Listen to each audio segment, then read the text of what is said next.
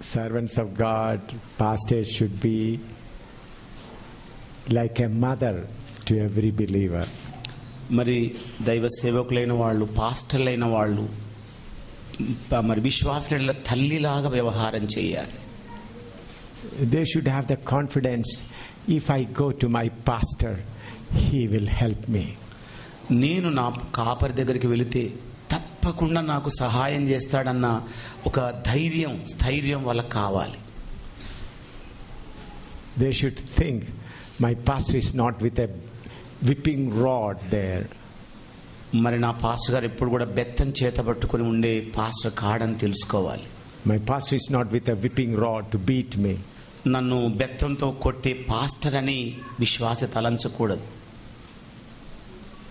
If there is some dirt in me, my pastor will wash me. నా మీద మురికి మాలిన్యం ఏదైనా ఉంటే నా పాస్టర్ గారు కడుగుతారు. When that confidence is there, then the believers will come and share their problems with you. ఎప్పుడైతే అలాంటి విశ్వాసికి ఉంటుందో అప్పుడు ధైర్యంగా కాపరి దగ్గరికి రాగలుగుతాడు.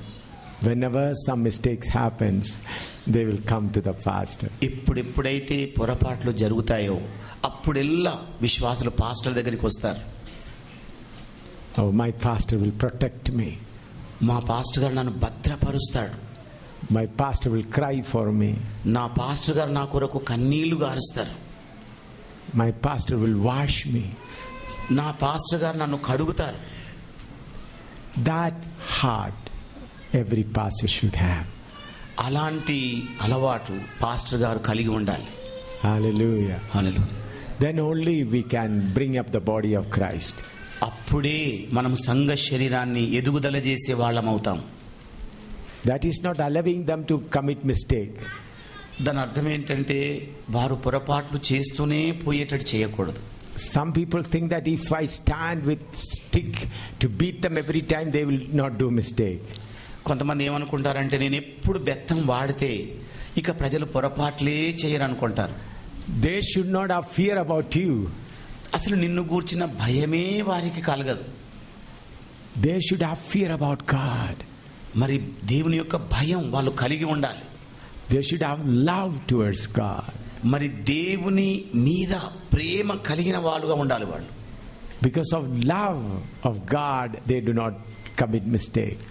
దేవుని ప్రేమ చేతనే తప్ప పొరపాట్లు చెయ్యరు వాళ్ళు. So it is important for every servant of God to have a mother's heart. అందుకనే ప్రతి దైవ సేవకుడైన వ్యక్తికి తల్లి లాంటి హృదయం విశ్వాసుల కలిగి ఉండాలి. Hallelujah. Hallelujah. So yesterday I was teaching you, I was telling you that how to cut the branches from the wild olive. మరి నిన్నటి ఉదయకాలాన ఏ విధంగా అడవి ఒలీవ చెట్టు మీద నుండి కొమ్మలు నరకబడాలన్న సంగతి మీతో చెబుతూ వచ్చాను. We should tell the people that your life on this earth is temporary. మనము ప్రజలకు చెప్పాల్సిన సందేశం ఏంటంటే భూమి మీద ఉన్న మీ బ్రతుకు స్వల్పకాలందే. You are here for a short while. మీరు కొద్ది దినముల కొరకే భూమి మీద ఉంటున్నారు. And you will have to go away from here. మీరు ఇక్కడ నుండి బయలు వెళ్ళవలసిందే.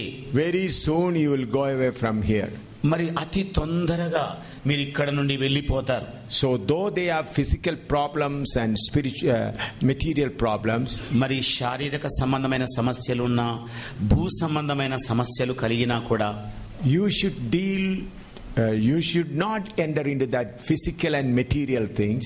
మరి ఆ భౌతిక సంబంధమైన రంగంలో కానివ్వండి భూ సంబంధమైన విషయాల్లో కానీ మీరు చొచ్చుకొని పోవద్దు. But tell them your life is a short life here. కానీ వారితో చెప్పాల్సిన విషయం ఏంటంటే ఇదిగోనండి మీ జీవితం అల్పకాలముతో కూడింది. Now let us share the other aspect of our life. మన జీవితం యొక్క మరొక వంక పక్షాన్ని మనం గమనిద్దాం. Numbers 32:23. మరి సంఖ్యాకాండము 32:23. 32వ అధ్యాయం 23వ వచనం అండి. Numbers 32:23. సంఖ్యాకాండము 32వ అధ్యాయం 23వ వచనం. మీరు అట్లు చేయని ఎడల యెహోవా దృష్టికి పాపము చేసిన వారగుదురు గనుక మీ పాపము మిమ్మును పట్టుకొనును అని తెలుసుకొనుడి.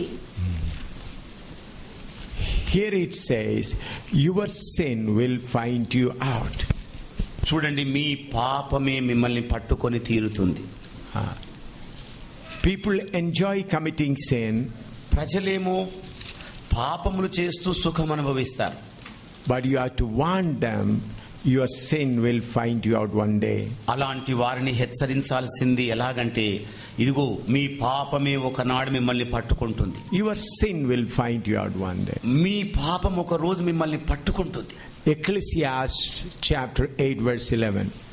మరి ప్రసంగి 8:11. 8వ అధ్యాయం 11వ వచనం అండి. Ecclesiastes chapter 8 verse 11. ప్రసంగి 8వ అధ్యాయం 11వ వచనం.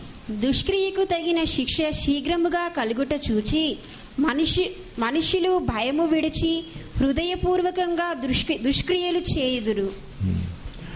Because the sentence against an evil work is not executed speedily, therefore the heart of the sons of men is fully set in them to do evil.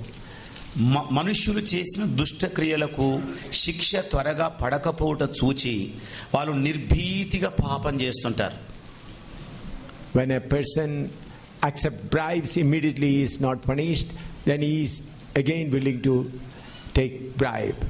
మరి ఒక వ్యక్తి లంచం పుచ్చుకున్నాడు, వెంటనే దానికి తగిన శిక్ష పడలేదు, ఇక లంచం పుచ్చుకునే వైపు వెళ్తాడు. When a man pickpocketing, immediately he is not caught, he'll try to do it again. మరి జేబు దొంగ ఉన్నాడు, ఆయన చేసిన దొంగతనాన్ని ఎవరు పట్టుకోలేదు, ఇక అలాగే జేబులు కత్తిరిస్తూ పోతుంటాడు. Committing adultery, he did not caught, he was not caught, again he will try to do it. మరి వ్యభిచారం చేస్తుండగా పట్టబడలేదు, ఇక మరి వ్యభిచారంలోనే కొనసాగుతూ ఉంటాడు. So why God is not punishing immediately? మరి ఎందుచేత దేవుడు అలాంటి వారిని త్వరగా శిక్షించడం లేదు? God is giving them opportunities after opportunities. దేవుడు అలాంటి వారికి అవకాశాల వెంబడి అవకాశాలు ఇస్తున్నాడు. It is the love of God. God gives them opportunities after opportunities. మరి ఈ ప్రకారంగా అవకాశం వెంబడి మరొక అవకాశాన్ని ఇవ్వడానికి దేవుడు ప్రేమ కలిగి ఉన్నాడు. The love of God gives them more opportunities. మరి దేవుని యొక్క ప్రేమ అనేక మార్లు అవకాశం ఇస్తుంటాడు. Jeremiah chapter 16 verse 17. ఇర్మియా గ్రంథం 16వ అధ్యాయం verse 17. 17వ వచనం అండి. Jeremiah chapter 16 verse 17. ఇర్మియా 16:17 వచనం అండి. ఏలైనగా వారు పోయిన త్రోవలన్నింటి మీద దృష్టి ఉంచి తిని ఏదియూ నా కన్నులకు మరుగు కాలేదు, వారి దోషము నాకు మరుగై ఉండదు. Here the word of God says, I know all their ways. నేను వారి మార్గములన్నింటిని ఎరుగుదును. When they committed sin, they were not caught immediately. మరి వాళ్ళు పాపం చేయగానే పట్టుబడలేదు. But God says, I know all their ways. అయినప్పటికీ దేవుడు సెలవిస్తున్న మాట ఏమిటంటే, నేను వారి మార్గములన్నీ ఎరుగుదును. Then Ezekiel chapter 11 verse 5. మరి అలాగే యెహెజ్కేలు గ్రంథం 11వ అధ్యాయం 5వ వచనం కూడా చూద్దామండి. Ezekiel chapter 11 verse 5. యెహెజ్కేలు గ్రంథం 17వ అధ్యాయం 5వ వచనం అండి. And the Spirit of the Lord fell upon me and said unto me, Speak, thus saith the Lord. Thus have I said, O house of Israel, for I know the things that come in your mind, every one of them. Now, అంతటా యెహోవా ఆత్మ నా మీదికి వచ్చి ఆజ్ఞ ఇచ్చినదేమనగా, నీవు నీ మాట వారికి తెలియచేయుము. యెహోవా సెలవిచ్చిన మాట ఇదే, ఇశ్రాయేలీయులారా, మీరిలాగు పలుకుచున్నారే, నీ మనస్సున పుట్టిన అభిప్రాయములు నాకు తెలిసే ఉన్నవి. Here the says, the things that come in your mind I know. ఇక్కడ దేవుడు సెలవిస్తున్నది ఏమిటంటే, మీ మనస్సులో పుట్టే అభిప్రాయములన్నీ నాకు తెలుసు. He knows all our ways. మన మార్గములన్నీ దేవునికి తెలుసు. The things come in our mind also he knows. అలాగే మన మనస్సులోనికి వచ్చే అభిప్రాయాలన్నింటిని కూడా ఆయన తెలుసుకుంటాడు. God is not punishing us immediately. మరి దేవుడు తక్షణమే శిక్షించడం లేదు. He is waiting. ఆయన వేచి ఉన్నాడు. He is patiently waiting. దీర్ఘ శాంతంతో ఓపికతోని ఉన్నాడు. Ecclesiastes 12:14. ప్రసంగి గ్రంథం 14-12 వచనం కూడా చూద్దాం. 12-14 అండి, క్షమించండి. Ecclesiastes 12:14. ప్రసంగి గ్రంథం 12వ అధ్యాయం 14వ వచనం అండి. గూఢమైన ప్రతి అంశమును గూర్చి దేవుడు విమర్శ చేయునప్పుడు ఆయన ప్రతిక్రియను అది మంచిదే గాని చెడ్డదే గాని తీర్పులోనికి తెచ్చును. Here he says God will bring everything to judgment. దేవుడు ప్రతి విషయమును కూడా న్యాయ తీర్పులోనికి తెస్తాడు. See, what you have to tell the people? మరి ప్రజలకు మీరు చెప్పవలసిన సందేశం ఏంటి? Your sin will find you out. ఇదిగో మీ పాపమే మిమ్మల్ని పట్టుకుంటుంది. Though you are not punished immediately, మరి తక్షణమే మీకు శిక్ష బహుశా పడకపోవచ్చు. God knows all your ways. దేవుడు మీ మార్గములన్నింటినీ ఎరుగుతాడు. God knows the things that come in your mind. మీ మనస్సులోనికి వచ్చే ఒక్కొక్క అభిప్రాయాన్ని ఆయన ఎరుగుతాడు. God will bring everything to judgment. ప్రతి విషయాన్ని దేవుడు తీర్పులోనికి తీసుకొని వస్తాడు. How God going to bring it to judgment? మరి ఏ ప్రకారంగా దేవుడు తీర్పులోనికి తీసుకొని వస్తాడు? Psalm 90 verse 3. 90వ కీర్తన 3వ వచనం చూద్దామండి. Psalm 90 verse 3. 90వ కీర్తన 3వ వచనం అండి. నీవు మనుషులను మంటిగా మార్చుచున్నావు, నరులారా తిరిగి రండని నీవు సెలవిచ్చుచున్నావు. You tell children of men return. నీవు మనుష్యులను పిలుచుచున్నావు తిరిగి రండని. So all the people who are on this earth, a day is coming when God is going to call them come back.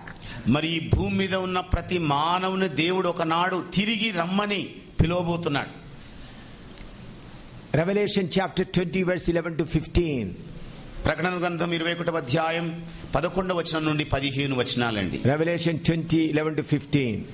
ప్రకటన గ్రంథం 20వ అధ్యాయం 11 నుండి 15 వచనాలు. మరియు ధవలమైన మహాసింహాసనము దాని యందు ఆసీనుడైయున్న ఒకరిని చూచితిని.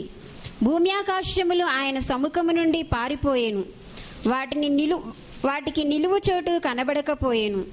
మరియు గొప్పవారేమి కొద్దివారేమి మృతులైన వారందరూ ఆ సింహాసనము ఎదుట నిలువబడి ఉండుట చూచితిని. అప్పుడు గ్రంథములు విప్పబడెను, మరియు జీవ గ్రంథమును వేరొక గ్రంథమును విప్పబడెను. ఆ గ్రంథముల యందు వ్రాయబడి ఉన్న వాటిని బట్టి తమ క్రియల చొప్పున మృతులకు తీర్పు పొందిరి. సముద్రము తనలో ఉన్న మృతులను అప్పగించెను, మరణము పాతాళలోకమును వాటి వశముననున్న మృతులను అప్పగించెను. వారిలో ప్రతివాడు తన క్రియల చొప్పున తీర్పు పొందెను. మరణము మృతులను లోకమును అగ్నిగుండములో పడవేయబడెను. ఈ అగ్నిగుండము రెండవ మరణము. ఎవని పేరైనను జీవగ్రంథమందు వ్రాయబడినట్టు కనబడని ఎడల వాడు అగ్నిగుండములో పడవేయబడెను. Here we find about the judgment of God. ఇక్కడ దేవుని యొక్క న్యాయ తీర్పును గురించి చూస్తున్నాం. You all know this scripture. I am just telling you how you should cut the branches. ఈ లేఖన భాగాలని మీకు బాగా తెలుసు, కానీ అడవి ఒలివ కొమ్మలను ఎలా నరకాలన్న సంగతి మీతో చెబుతున్నాను. We sometimes unknowingly use another methods. మరి అనాలోచితంగా ఇతర పద్ధతులను మనం అవలంబిస్తూ ఉంటాం. We think that out of the love of God they will come out from their wild olives. మరి దేవుని యొక్క మహాప్రేమను బట్టి వారు అడవి ఒలివ చెట్టు నుండి వేరే కొమ్మలుగా వస్తారనుకుంటారు. Through healing, స్వస్థత ద్వారానో, through promotion, job and material blessing. మరి ఉద్యోగంలో ఉన్నత స్థితినో లేకపోతే భూ సంబంధమైన ఆశీర్వాదముల చేతనో వేరవుతారనుకుంటారు. They cannot come out by themselves. వారంతటా వారే ఎప్పుడు కూడా వేరు కాజాలరు. You have to cut them. మీరు వెళ్ళి వారిని నరకాలి. You understand? అర్థమైందండి? What we think? మనమేమని ఆలోచిస్తాం? Miracles happen and they will come. అద్భుతాలు జరిగిన మరుక్షణమే వాళ్ళకి వచ్చేస్తారు. In my small life, 2 places dead people raised. నా చిన్న జీవితంలో 2 చోట్ల చచ్చిపోయిన 2 లేచారు. One dead man raised when a person raised in the on the doctor's table. మరి ఒక మనుషుడైతే డాక్టర్ల యొక్క బల్ల మీద నుండి చచ్చిపోయిన స్థితిలో లేచాడు. Doctor said he is dead. డాక్టర్లు అన్నారు ఈయన చచ్చిపోయాడు అన్నారు. Before him and before 80-90 people, God raised him, brought him back to life. 18-19 మంది వైద్యుల ఎదుట 80-90 80-90 మంది మధ్యలో ఆ చచ్చిపోయిన వ్యక్తిని లేపాడు దేవుడు. Doctor said, yes, Jesus is great. అప్పుడు డాక్టర్లు అన్నారు, ఓ యేసు ప్రభు గొప్ప దేవుడండి అన్నారు. For 1 year he came and attended the meeting, but he never gave his heart to the Lord. మరి 1 సంవత్సరం వరకు మీటింగ్లకు వచ్చాడు గాని ఏనాడు కూడా తన హృదయాన్ని దేవునికి అప్పగించలేదు. One girl was brought back to life in our house, in our prayer house in the Bakshinagar. మరి బక్షీనగర్ లో ఉన్న ప్రార్థనా భవనంలో ఒక అమ్మాయి మరణించి తిరిగి లేచింది. Her mother, sisters all said, yes, Jesus raised her up. మరి తల్లి, అక్క, చెల్లెళ్ళు అందరూ కూడా అవును యేసు ప్రభువే చచ్చిన మా చెల్లిని లేపాడన్నారు. But till today they have not come to the Lord. ఈ క్షణం వరకండి ఇప్పటి కూడా వారు ప్రభువులోనికి రానేలేదు. That sister is serving the Lord. మరి ఆ సహోదరి మాత్రం దేవుని సేవ చేస్తోంది. So when miracle happen, excitement comes. మరి అద్భుతాలు జరిగిన మరుక్షణంలోనే మరి ఎక్కడ లేని ఉత్సాహం ఉరకలు వేస్తుంటది. That will not cut them from wild olive. మరి ఆ ఉద్రేకం ఉత్సాహం అనేది అడవి ఒలీవ చెట్టు కొమ్మల నరకజాలదు. You understood? అర్థమైందండి? Love cannot cut them. ప్రేమ వాటిని నరకజాలదు. Compassion cannot cut them. కనికరం అనేది వాటిని నరకజాలదు. Only when they say, I don't want to be here, then only they would be cut. ఇదిగో ఇక్కడ నేను ఇక ఉండలేను అనుకున్న తక్షణమే వాళ్ళు నరకబడతారు. Understood? అర్థమైందండి? For that what you have to do? మరి దానికోసం మీరేం చేయాలి? Tell their life is short on this earth. వారితో ఇలాగ చెప్పండి, ఇదిగో మీ జీవితం ఈ భూమి మీద అల్పకాలమైనది. As I explained last night. మరి నిన్నటి రాత్రి మీకు విశదీకరించిన విధంగా. And now you have to tell them about their sin. వారి పాపములను గురించి వారికి తెలియజేయాలి. Judgment is coming. ఇదిగో న్యాయ తీర్పు దినం రాబోతోంది. All your secret sins are going to be revealed. మీ రహస్యమైన పాపములన్నీ కూడా బహిర్గతం కాబోతున్నాయి. Though you are not punished, God has recorded everything against you. మిమ్మల్ని తక్షణమే దేవుడు శిక్షించలేదు గాని దేవుడు వాటన్నిటి సమాచారం భద్రపరిచాడు. Just like a culprit standing before a judge, you will have to stand before the great God. ఎలాగైతే దోషి న్యాయపీఠం ఎదుట నిలబడవలసి ఉంటాడో అలాగే నీవు దేవుని సింహాసనం మీద నిలబడవలసి ఉంటుంది. Small and big and everyone will stand before the throne of God. అల్పులేమి గనులేమి అందరూ ఆ దేవుని న్యాయ సింహాసనం మీద నిలబడవలసిందే. Then God will call his witnesses. మరి దేవుడు తన సాక్షులను పిలుస్తాడప్పుడు. Who are those witnesses? ఎవరా సాక్షులు? మరి Job chapter 20 verse 27. మరి యోబు గ్రంథం 20వ అధ్యాయం 27వ వచనం అండి. Job 20:27. యోబు గ్రంథం 20వ అధ్యాయము 27వ వచనం. ఆకాశము వారి దోషమును బయలుపరచును, భూమి వారి మీదికి లేచును. The heaven, the sky and the earth will come against them. ఆకాశము భూమి వారికి వ్యతిరేకంగా వచ్చి నిలబడతారు. That's why in Isaiah chapter 1 verse 1 and 2 we read. అందుచేతనే యెషయా గ్రంథం 1వ అధ్యాయం 1-2 వచనాల్లో మనం చదువుతాం. Isaiah chapter 1 verse 2 and 3. యెషయా గ్రంథం 1వ అధ్యాయం 2-3 వచనాలండి. యెహోవా మాట్లాడుచున్నాడు, ఆకాశమా ఆలకించుము, భూమి చెవియొగ్గుము. నేను పిల్లలను పెంచి గొప్పవారినిగా చేసి తిని, వారు నా మీద తిరగబడి ఉన్నారు. ఎద్దు తన కామందు నెరుగును, గాడిద సొంతవాని దొడ్డి తెలుసుకొనును. ఇశ్రాయేలుకు తెలివి లేదు, నా జనులు యోచింపరు. Here the Lord says, oh heavens, give your ear. ఓ ఆకాశమా నీ చెవియొగ్గుము. Earth, hear me. ఓ భూమి నా మాటలు ఆలకించు. Why? ఎందుచేత? God is going to call the heavens and the earth as a witness against each and every one. దేవుడు ఒక్కొక్కరికి వ్యతిరేకంగా ఆకాశమును భూమిని సాక్షులుగా పిలవబోతున్నాడు. Heavens will give an impartial judgment. మరి ఆకాశములు నిష్పక్షపాతంగా తీర్పును వెల్లడి చేస్తాయి. Heavens will not, when the rain comes, it comes upon all people. మరి ఆకాశ వర్షం కురిసినప్పుడు అందరి మీద సమానంగా కురుస్తుంది. It doesn't care whether a person loves God or doesn't love God, rain comes. మరి దేవుని ప్రేమించే వ్యక్తి ఉన్నాడా, దేవుని ప్రేమించిన వ్యక్తి ఉన్నాడా అని చూడకుండా అందరి మీద సమానంగా వర్షం కురుస్తుంది. Even a person accusing God, rain will come upon him. దేవుని దూషణ చేసే ప్రజల మీద కూడా ఆకాశం వర్షిస్తుంది. Earth is also impartial. మరి భూమి కూడా నిష్పక్షపాతంగా ఉంటుంది. Earth doesn't consider whether you love God or don't love God. మరి భూమి నువ్వు దేవుని ప్రేమిస్తున్నావా లేదా అని పక్షపాతంగా పక్షపాతం చూపదు. So God is going to call impartial witnesses. అందుకనే దేవుడు నిష్పక్షపాతంగా వ్యవహరించే ఇద్దరు సాక్షులను పిలుస్తున్నాడు. Heaven and earth. భూమి ఆకాశములవి. All the sins committed in public, heaven and earth will come and testify. మరి ప్రజలందరి ఎదుట బహిరంగముగా చేసిన ప్రతి పాపమును మరి ఈ సాక్షులు వెల్లడి చేస్తారు.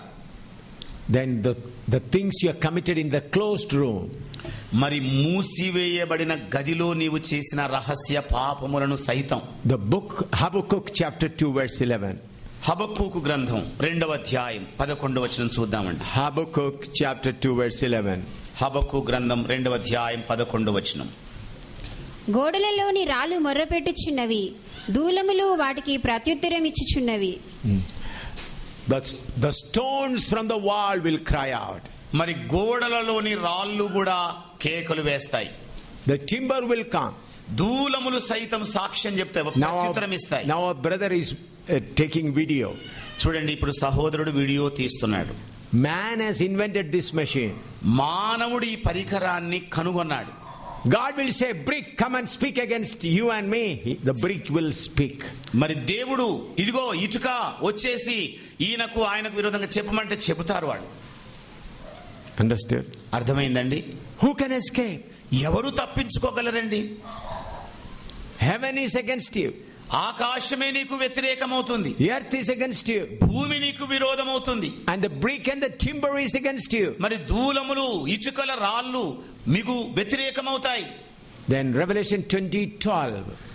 మరి ప్రకటన గ్రంథం 20వ అధ్యాయం 12వ వచనం చూద్దామండి. Revelation 20:12. ప్రకటన గ్రంథం 20వ అధ్యాయం 12వ వచనం. మరియు గొప్పవారేమి కొద్దివారేమి మృతులైన వారందరూ ఆ సింహాసనము ఎదుట నిలువబడి ఉండుట చూచితిని. అప్పుడు గ్రంథములు విప్పబడెను, మరియు జీవ గ్రంథమును వేరొక గ్రంథము విప్పబడెను. ఆ గ్రంథముల యందు వ్రాయబడి ఉన్న వాటిని బట్టి తమ క్రియల చొప్పున మృతులు తీర్పు పొందిరి. Here it is written, books were opened. ఇక్కడ రాయబడిన మాట ఏమిటంటే పుస్తకములు తెరవబడ్డాయి. In those days only this kind of things people could understand, so it is written like that. మరి ఆనాటి దినములలో ప్రజలు ఈ ప్రకారంగా అర్థం చేసుకునే రీతిగా ఇట్లాగా మాటలు రాయబడ్డాయి. Now brother is taking the video and we can see it later. చూడండి, ఇప్పుడు సహోదరుడు తీస్తున్న ఈ వీడియోను ఆ తదనంతరం మనం చూడగలుగుతాం. Every one of you and me are fitted with a video. మరి ప్రతి మనలో ఉన్న ఒక్కొక్కరము వీడియోలో మరి బిగించబడ్డాం. That is our memory video. అది మన జ్ఞాపకార్థ చిహ్నమైన video. You have a video and I have a video. అలాగే నీకు జ్ఞాపకార్థమైన వీడియో ఉన్నది, నాకు జ్ఞాపకార్థమైన వీడియో ఉన్నది. God will say Samuel's video be opened. దేవుడు అంటాడు, ఇదిగో శామ్యూయల్ గారి యొక్క వీడియో తెరవబడును గాక. The memory of Samuel will come up one after another. అప్పుడు శామ్యూయల్ గారి జ్ఞాపకార్థ చిహ్నాలైన వీడియో అన్ని కూడా తెరవబడతాయి ఒకటి తర్వాత. In this video we do not know the purpose for which we did that. మరి ఈ వీడియో ఏ ఉద్దేశముతోని అది జరిగించాము అనేది తెలియజేయలేదు. But the memory video will say why you stood there. కానీ మీ జ్ఞాపకార్థ చిహ్నమైన వీడియో నీవు ఎలాంటి ఉద్దేశముతో అక్కడ నిలబడ్డావో అది కూడా తెలియజేస్తుంది. Why you spoke like that? ఎందుకు అలాగా మాట్లాడావో ఆ విషయాన్ని కూడా బహిర్గతం చేస్తుంది. Oh man, how can you escape from God? ఓ మనుష్యుడా, దేవుని నుండి నువ్వు ఎలాగో తప్పించుకొనగలవు? These are the words you should speak to the people. ఈలాంటి మాటలని ప్రజలతో మీరు మాట్లాడవలసి ఉంది. Not healing, స్వస్థత కాదండి, not blessing. ఆశీర్వాదాలు పలకటం కాదు. Use these words as the sword to cut the branches. మరి ఇలాంటి మాటలనే పదును చేసి మీరు కొమ్మలను నరకవలసి ఉంటుంది. This is the only way. ఇదొక్కటే త్రోవండి. Then Romans 6:23. రోమిలకు రాసిన పత్రిక 6:63 వచనం చూద్దాం. 23. 23 వచనం అండి. రోమా 6:23 అండి. ఏలైనగా పాపము వలన వచ్చు జీతము మరణము, అయితే దేవుని కృపావరము మన ప్రభువైన క్రీస్తు యేసునందు నిత్య జీవము. Wages of sin is death. పాపముల వలన వచ్చు జీతము మరణం. Death is not a place. మరణం అనేది స్థలం కాదు, It's an exit, అది ఒక బహిర్గతం, బయటికి వెళ్ళేది, passage. ఒక మార్గమై ఉంది. In railway station you will say exit, passage. మీకు తెలుసు కదండి, రైల్వే స్టేషన్ లోపల ఎగ్జిట్, నిర్గం, బయటికి వెళ్ళడం అని ఉంటుంది, బయటికి వెళ్ళు దారి. Hospital also you will find exit.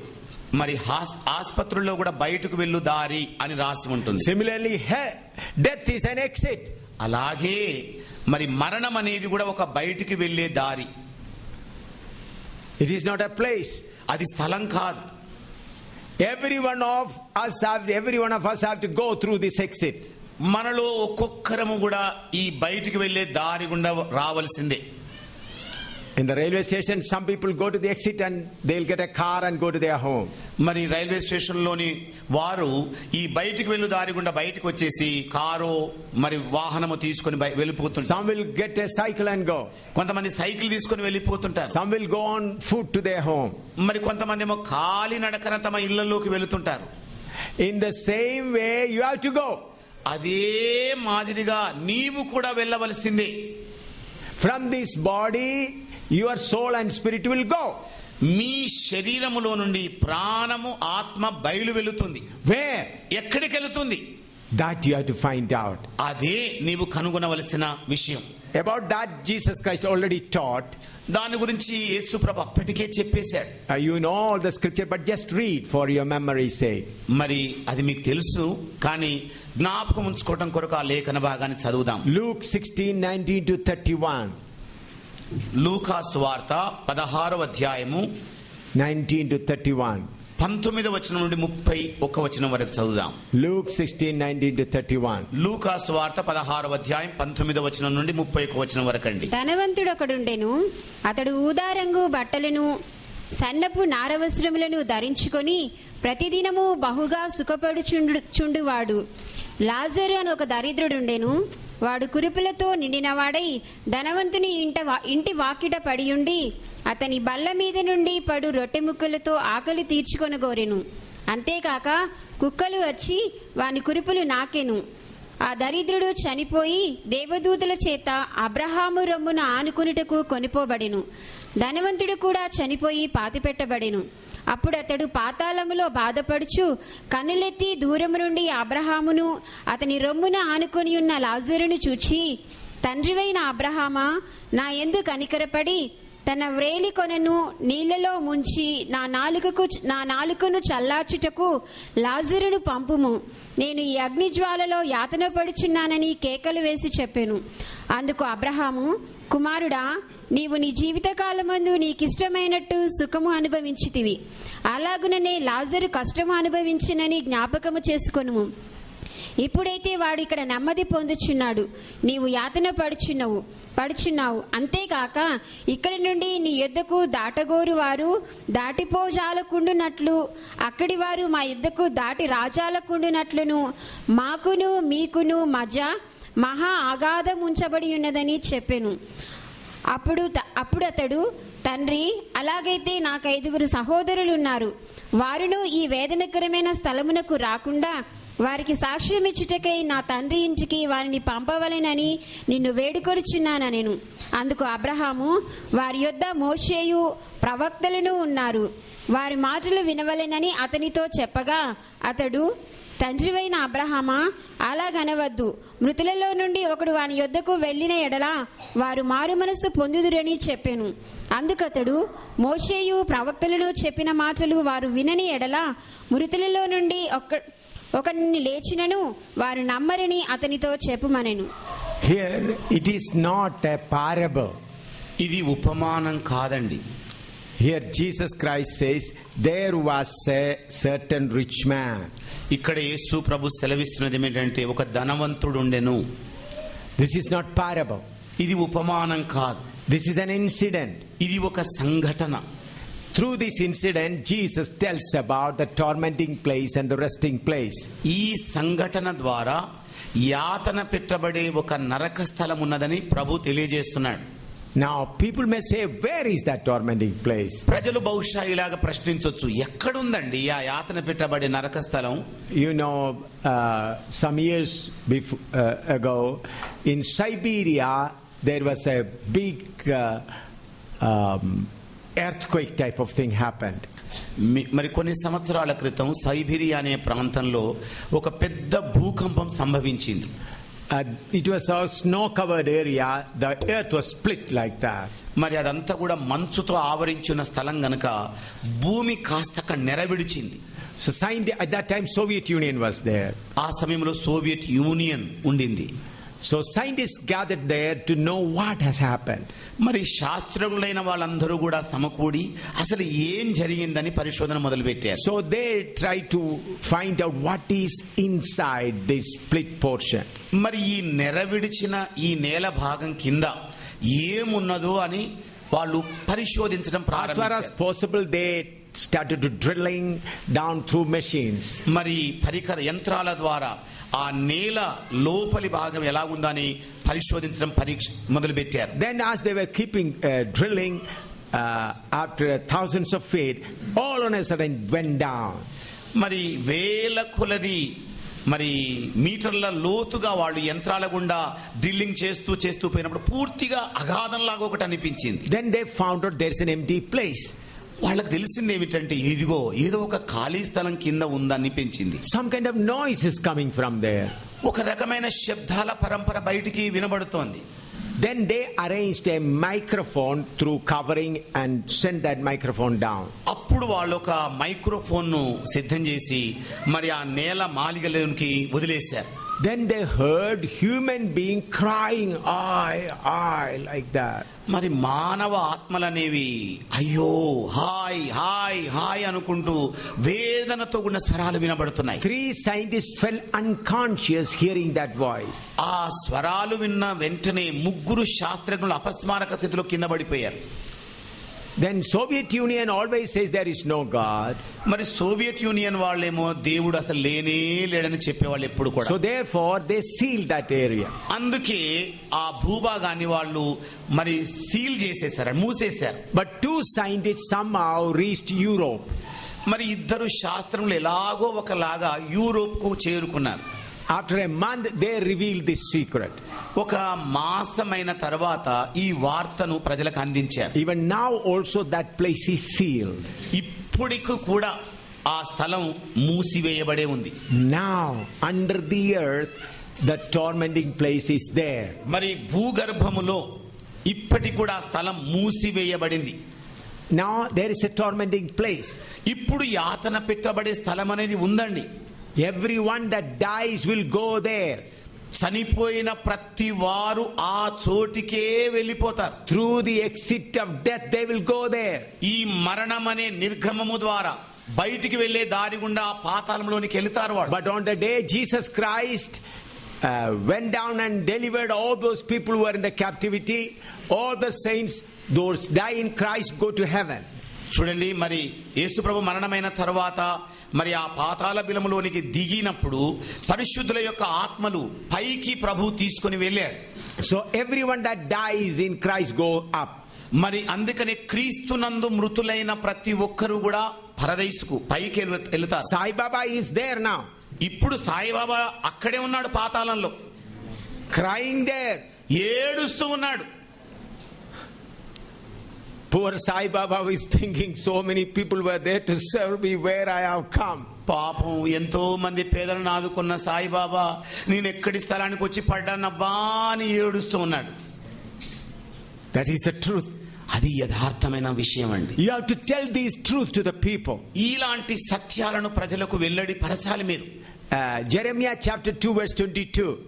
ఇర్మియా గ్రంథం 2వ అధ్యాయం 22వ వచనం చూద్దామండి. Jeremiah 2:22. ఇర్మియా 2:22.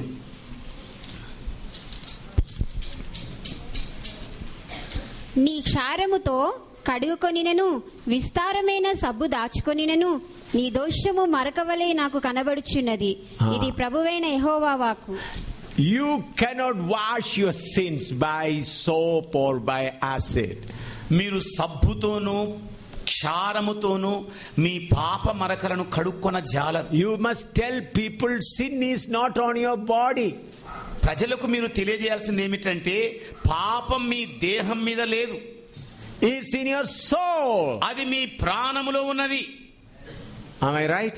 ఏమండి నేను చెబుతున్న సత్యమేనంటారా? See, now to the hand, if I say namaste, then he will say namaste. చూడండి, రెండు చేతులు జోడించి నమస్కారం అండి అంటే ఎదుటి వ్యక్తి నమస్తే అని అంటాడు. If I say come on, give a slap, మరి వచ్చేసి చెంప చెల్లు అనిపిస్తే give that also. ఆయన మళ్ళా తిరిగి అదే చెల్లిస్తాడు. This poor hand, what he will do? ఈ పాపం పేద చెయ్యి ఏం చేసిందని Whatever the master says, that he will do. యజమానుడు ఏది చెబితే ఇది అదే చేస్తుంది. Who is that master? ఎవరండి ఆ యజమాని? మరి Soul. ప్రాణం. He has to be washed. అతడు బాగా పరిశుభ్రపరచబడవలసి ఉంది. Ganga or any holy place cannot wash you. Ganga పవిత్ర నదీ జలాలు ఏవి కూడా దాన్ని కడగజాలవు. Any amount of taking bath on all auspicious days, your sin cannot be washed. మరి విశిష్టమైన పుష్కర స్నానాలు ఎన్ని పుష్కలంగా చేసినా కూడా పాపాలు పోనే పో. Only your sweat will be washed away. కేవలం మీకున్న మురికి జిడ్డు మాత్రం వదులుతుందేమో. Your soul is polluted with sin. మీ ప్రాణం పాపముతో మలినమైపోయింది. That has to be washed. అది పవిత్రపరచబడాలి. If you tell these things, people will understand. ఇలాంటి విషయాలు మీరు ప్రజలతో పంచుకుంటే వాళ్ళు అర్థం చేసుకోగలరు. Then they will say, okay, cut me away from this tree. అప్పుడికంటారు, అయ్యా నిజమే, నన్ను ఈ అడవి ఒలీవ చెట్టు నుండి నరికి వేరు చేయండి అంటారు. Isaiah 53:6. యెషయా గ్రంథం 53వ అధ్యాయం 6వ వచనం అండి. Isaiah 53:6. యెషయా గ్రంథం 53వ అధ్యాయం 6వ వచనం. మనమందరము గొర్రెలవలే త్రోవ తప్పితిమి, మనలో ప్రతివాడును తనకిష్టమైన త్రోవను తొలగెను, యెహోవా మన అందరి దోషమును అతని మీద మోపెను. The Lord laid all our sins upon him. మన పాప దోషములన్నింటిని దేవుడు తన కుమారుని మీద మోపాడు. John 1:29. యోహాను 1:29 అండి. యోహాను సువార్త 1వ అధ్యాయం 29వ వచనం. These scriptures you know well, I just mention and go away. ఈ లేఖన భాగాలని మీకు బాగా తెలుసు, కేవలం అలా తాకి వెళుతున్నాను అంతే. మరునాడు యోహాను యేసు తన యొద్దకు రాగా చూచి, ఇదిగో లోకపాపమును మోసుకుని పోవు దేవుని గొర్రెపిల్ల. Behold the Lamb of God that taketh away sin of the world. ఇదిగో లోక పాపములన్నింటిని మోసుకొని పోచున్న దేవుని గొర్రెపిల్ల ఈయనే. Hallelujah. Hallelujah. Jesus Christ came to take away the sin of the whole world. మరి భూలోకములోని మానవుల పాపమంతటిని మోసుకోవడానికి యేసు ప్రభు ఈ లోకంలోనికి వచ్చాడు. One more geographical thing you have to tell them. మరి భూ సంబంధమైన భూగర్భ సంబంధమైన ఒక చారిత్రాత్మక విషయం మీరు ప్రజలకు తెలియజేయాలి. Bethlehem and Palestine is in the center of the whole earth. మరి పాలస్తీను బెత్లెహేమ్ అనే ప్రాంతం భూమండలానికి కేంద్ర బిందువైన స్థానం అది. God sent his son on the center of the earth. మరి దేవుడు తన కుమారుని భూమధ్య రేఖ మీదకి పంపాడు. So that the people in the east, west, north and south all may have an equal access to him. అంటే భూమండలానికి తూర్పున ఉన్నవారు, పశ్చిమాన ఉన్నవారు, ఉత్తరాన ఉన్నవాళ్ళు, దక్షిణాన ఉన్నవాళ్ళు అందరూ కూడా ఇరుసైన యేసు ప్రభుకు అంటకట్టబడినట్లుగా. So Jesus came in the center of the world. అందుకే ప్రభువైన యేసుక్రీస్తు ఈ భూమి యొక్క కేంద్ర బిందువు మీదకి వచ్చాడు. Then you understand how Jesus Christ was crucified. మరి మీరు యేసు ప్రభు ఏ విధంగా సిలువ వేయబడ్డాడో అర్థం చేసుకోండి. How he was caught in the Garden of Gethsemane. మరి గెత్సెమనే అనే వనములో ఎలా బంధించబడి పట్టబడ్డాడో మీరు చూశారు. How his head was platted with thorny crowns. మరి ఆయన శిరస్సు ఏ విధంగా అల్లబడిన కిరీటముతో ఒత్తబడిందో మీరు చూశారు. How his whip was plowed with Roman whips. మరి రోమా సైనికుల యొక్క కొరడాల చేత ఆయన వీపంతా ఎలా దున్నబడిందో విన్నారు. And how he carried that heavy cross. మరి ఆ భారమైన సిలువను ఆయన ఎలా మోసుకుంటూ వెళ్ళాడు. How he was nailed on the cross. ఆయన ఏ విధంగా మేకులతో సిలువ మీద కొట్టబడ్డాడో. So while he was hanging on the cross, some important things happened. ఆయన సిలువ మీద వేలాడుచున్న వేళ ఒక ప్రాముఖ్యమైన సంగతి చోటు చేసుకుంది. That many preachers don't understand. అనేక మంది బోధకులకి ఈ సంగతే అర్థం కాదు. In many Bible commentaries it is not mentioned. మరి వేదాంత వ్యాఖ్యానాలు చేసిన వాళ్ళు ఎవరు కూడా ఈ విషయాన్ని అర్థం చేసుకోలేదు. If you study the word of God clearly, you can understand. మరి దేవుని లేఖన భాగాలను జాగ్రత్తగా పరిశోధించి పఠిస్తే మీకు అర్థమవుతుంది. Matthew chapter 27, 45 and 46. మత్తయి సువార్త 27వ అధ్యాయం 45, 46 వచనాలు. Matthew 27, 45, 46. మత్తయి సువార్త 27వ అధ్యాయము 45, 46 వచనాలండి. మధ్యాహ్నము మొదలుకొని 3 గంటల వరకు ఆ దేశం అందంతటా చీకటి కమ్మెను. ఇంచుమించు 3 గంటలప్పుడు యేసు ఏలీ ఏలీ లామా సబక్తాని అని బిగ్గరగా కేక వేసెను. ఆ మాటకు నా దేవా నా దేవా నన్నెందుకు చేయి విడిచితివని అర్థము. Here we find 3 hours there was darkness.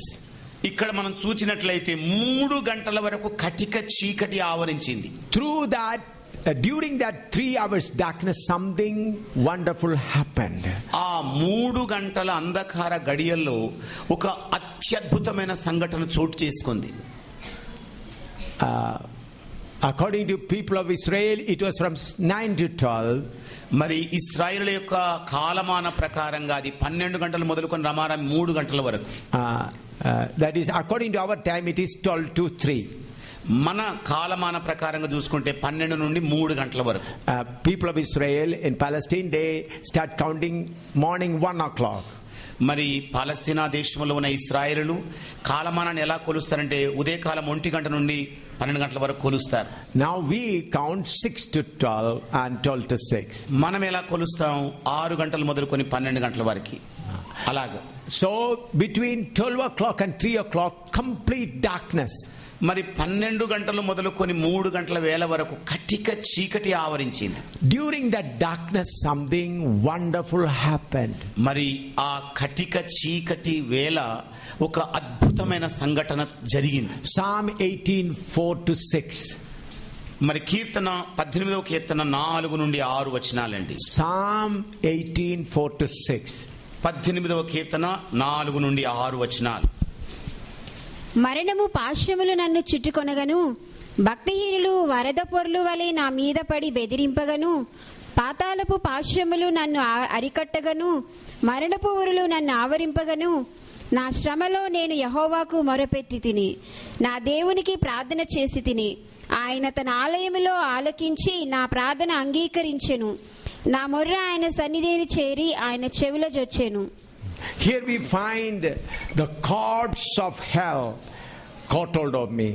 ఇక్కడ రాయబడిన మాటలు ఎలా ఉంటాయంటే పాతాళపు పాశములు నన్ను అరికట్టినాయి. What happened?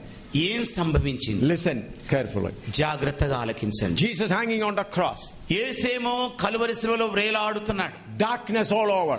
అంతటా కటిక చీకటే కమ్ముకుంది. When his body was hanging on the cross, his soul and spirit was dragged to that tormenting place.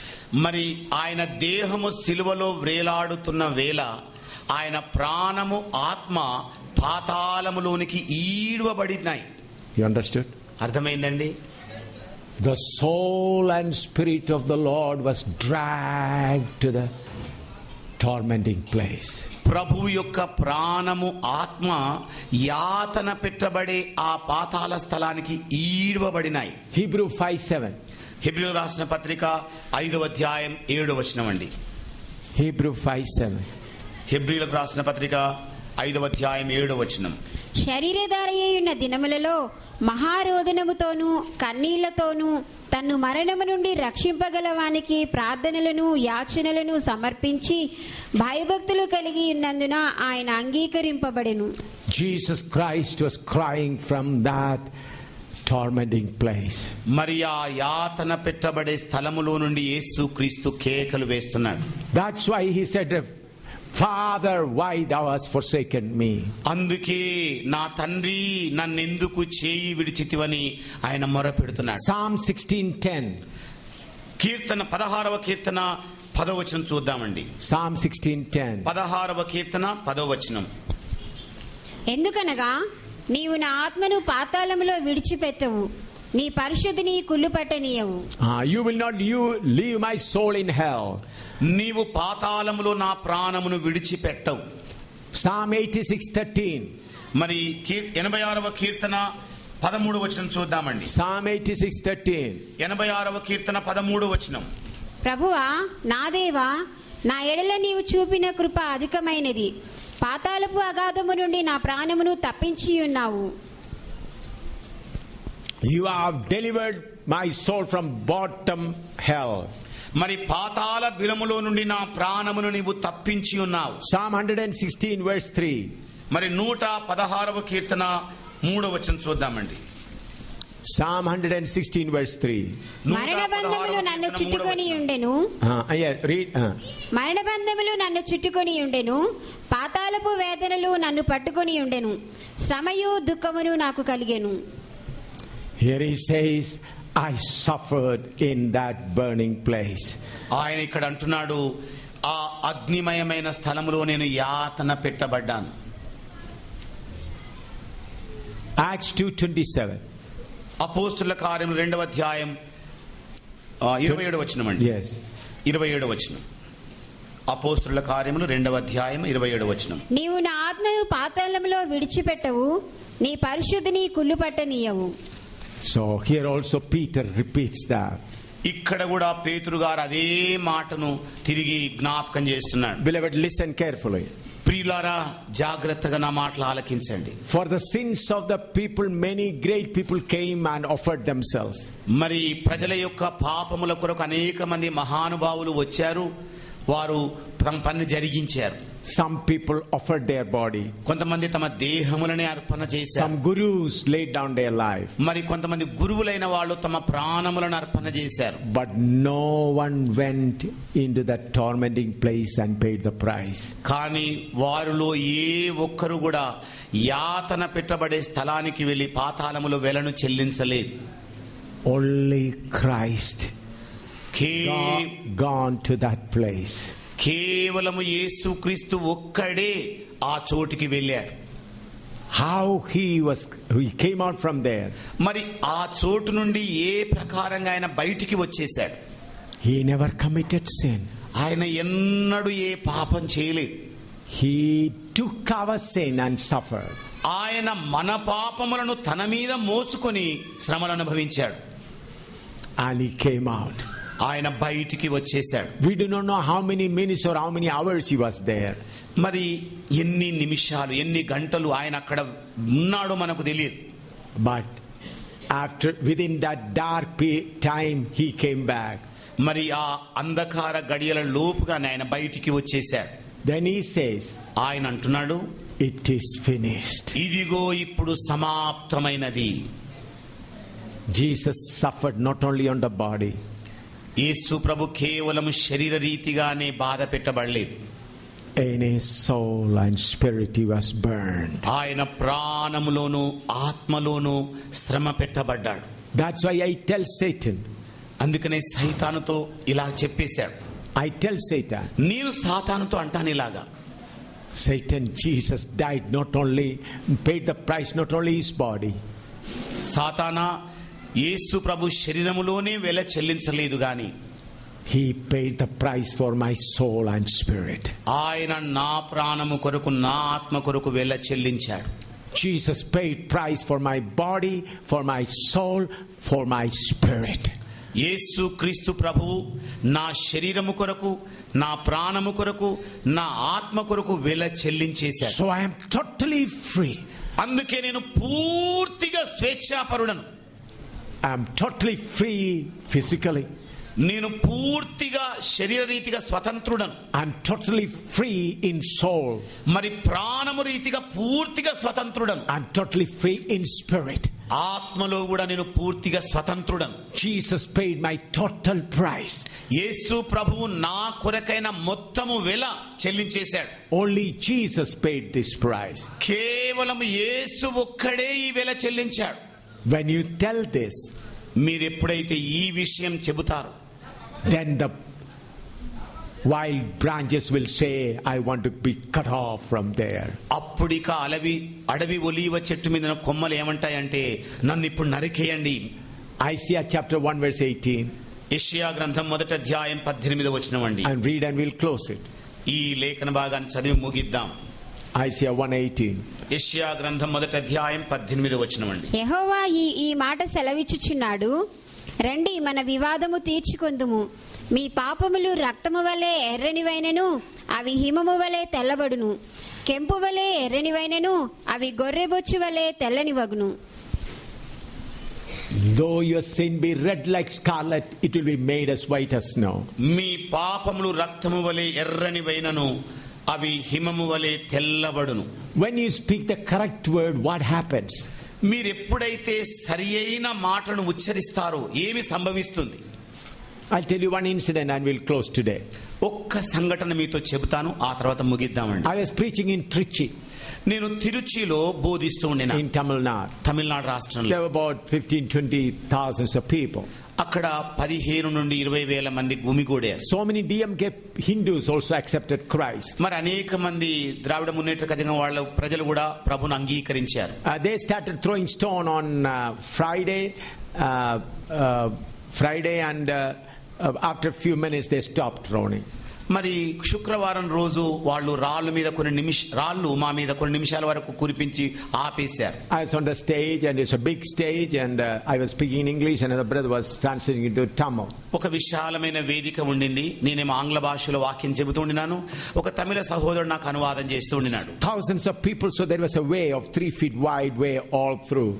మరి వేల మంది గుమికున్న సభలో 3 అడుగులంత ఎడంతో ఒక దారి ఉండి ఏర్పడింది. On one side brothers and the side sisters. ఒకవైపు సహోదరులు, మరో వంక సహోదరులు కూర్చున్నారు. I was preaching about the love of Jesus Christ. నేనేమో ప్రభువైన యేసు క్రీస్తు యొక్క ప్రేమను గురించి బోధిస్తున్నాను. I was telling about the sin. మరి నేను ఇదే విషయాన్ని బోధిస్తున్నాను. And how Jesus is able to wash you even if your sin is red like crimson.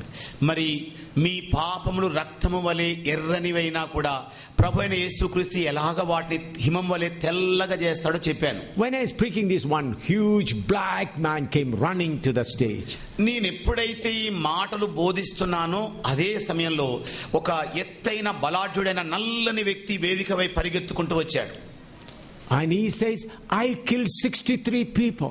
ఆయన అన్నాడు, నేను 63 మందిని చంపేశాను. I come to kill you.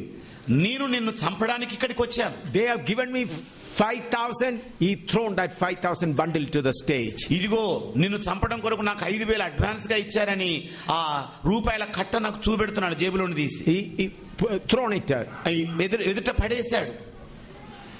See, on my neck, on my collar also there was a mic. నా మరి ఈ caller కూడా నండి, చొక్కా కాలర్ కు మైక్ ఉండింది. So many sensitive mic and big crowd. మరి అన్ని చోట్ల మైక్రోఫోన్లు ఏర్పాటు చేయబడ్డాయి. పెద్ద గుంపు మధ్యలో ఉన్నాయి అవి. All are hearing this. అందరూ కూడా ఈ మాటలు వింటున్నారు. I said, he came to the stage and began to beat his head on the platform. మరి వేదిక దగ్గరికి వచ్చేసి ఆ వేదిక మీద తలను బాదుకుంటున్నాడు ఇట్లాగా. I said, I cannot believe that you killed 63 people. నేను అన్నాను, 63 మందిని నువ్వు చంపావంటే నేను నమ్మలేకపోతున్నాను అన్నాను. I just laid hand and I prayed and I said, take him to a room.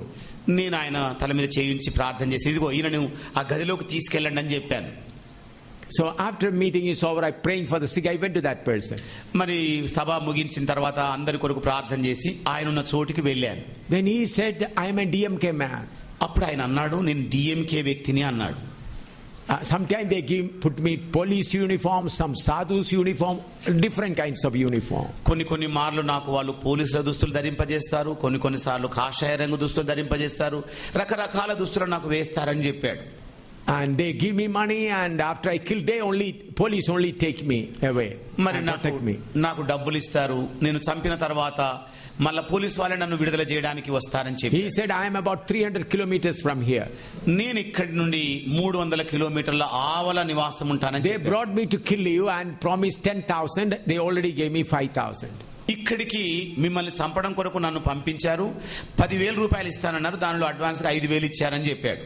Then I asked one question. అప్పుడు నేను ఆయన ఒక ప్రశ్న అడిగాను. If Jesus forgives your sin, what you will do? ఒకవేళ ప్రభువైన యేసుక్రీస్తు నీ పాపములను క్షమించినట్లయితే నీవేం చేస్తావు అని అడిగాను. With tears he said, tomorrow morning I'll go to the police station and surrender myself and say, I am not worthy to live anymore. మరి రేపటి ఉదయానికే నేను పోలీస్ స్టేషన్కి వెళ్ళి ఇదిగో నేను జీవించడానికి అర్హుడను కాను అని నేను వారితో చెబుతానని చెప్పాడు. Then I understood he was really convicted of his sin. అప్పుడు నాకు ఇక అర్థమైపోయింది ఏంటంటే నిజంగా వాస్తవంగా అయిన పశ్చాత్తాప హృదయుడైనాడని తెలిసింది. See, look at the power of the word of God. చూడండి దేవుని యొక్క వాక్య శక్తి ఎంత ప్రభావం కలిగిందో. He came to kill me. అతడు నన్ను చంపడానికి వచ్చాడు. He was convicted by the power of the word of God. కానీ దేవుని యొక్క వాక్య శక్తి చేత ప్రభావితుడైనాడు ఆయన. And I prayed for him. నేను ఆయన కొరకు ప్రార్థన చేశాను. All night he was crying.